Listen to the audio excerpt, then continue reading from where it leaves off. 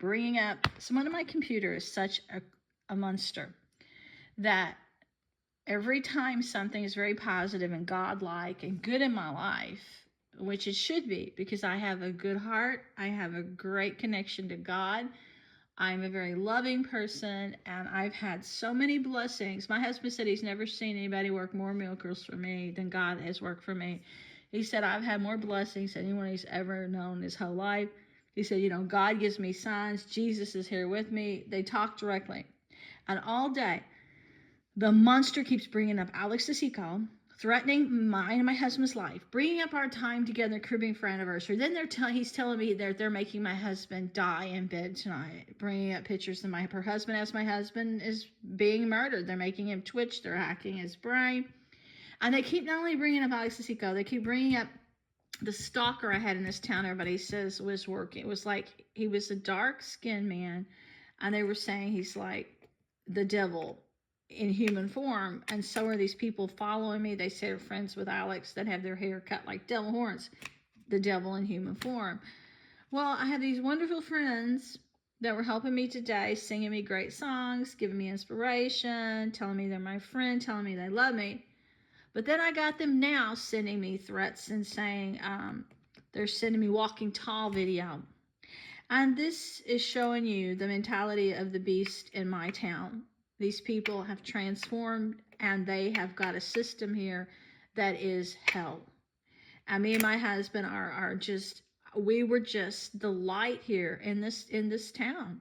We were giving. We put lots of money into community. My husband always donates. We used to buy toys when we were out here. During Christmas time, we donate for the kids' toys and for the angel tree. And my husband's always, since I've been dating, he gives to like breast the breast foundation and diabetes, and he's always volunteering his time. Like when Corona first came out, he was going to here locally when nobody else would even want to go to work, and he was doing volunteer work on top of working, and he did not let it change him. He worked extra when Corona hit. And he later got Corona. He and I both did, but it wasn't from the hospital. It was someplace else. We went to a concert in Lexington, and we both got sick within a couple days. So it was the first time I've been to a concert in ages, but and so they're really killing us, but they're bringing up this walking tall thing. And they think all these years, because we had money, they said this one particular person said he was jealous. He wanted to torture us. And my husband's ex-wife and her offspring that have been polluted by this group are doing all this with this dark branch of government that consists of film people and writers. But like a lot of older people that really worked hard for what they've got, or they really grew up in an environment where they had love, they are not doing this to me. They are the ones that are pulling things together to keep me alive, because some of them are Christians. And, Jesus and God are fighting my battle, but these people are wearing me down today. They wouldn't let me breathe until I just now started recording this. It was starting to really hurt my chest. It was starting to make me ill while my husband's twitching. They wait until nightfall, right when it's bedtime, to really turn on the hard stuff. But the minute I record this, they turn it off. And they're desperate. They like to kill people on holidays.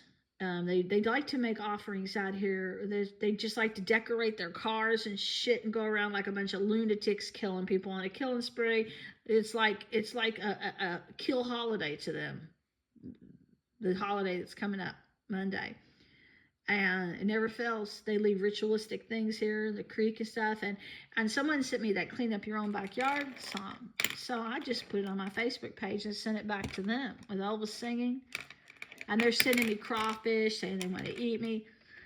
They're trying to make this devil do these things. They were in my woods today. They have no right to. And I've had to call the police more times since that building was bought 2 doors down than I've ever had to call them in my life. People once shooting in my window, people trespassing, breaking in my garage, people knocking me out and doing bad things to me when my husband's out of town, sneaking in the house, and I'm out cold with their weapons.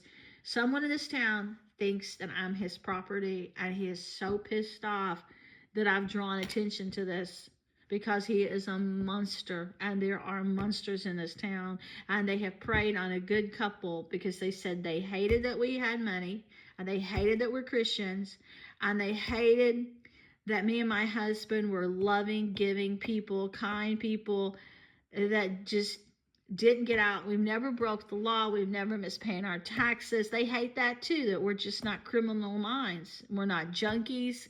We're not out to hurt anybody. We never have hurt people. And they just think that we're just easy to murder. It makes people who are evil and who have low self-esteem are just envious of their lifestyle, and maybe they thought that things didn't go good for them, or they think that by doing this to us it's going to get them some. I remember like over 10 years ago, one of the stalkers told me on the computer, I come and throw rocks in your pond. That's going to be my pond someday. And he goes, I'm going to have the doctor's wife. And he goes, and you're going to live in that house with me.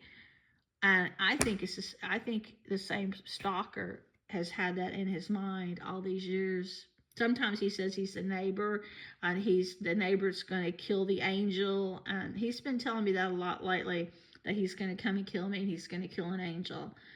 And they said this is the same person that was stalking my relatives before they killed them.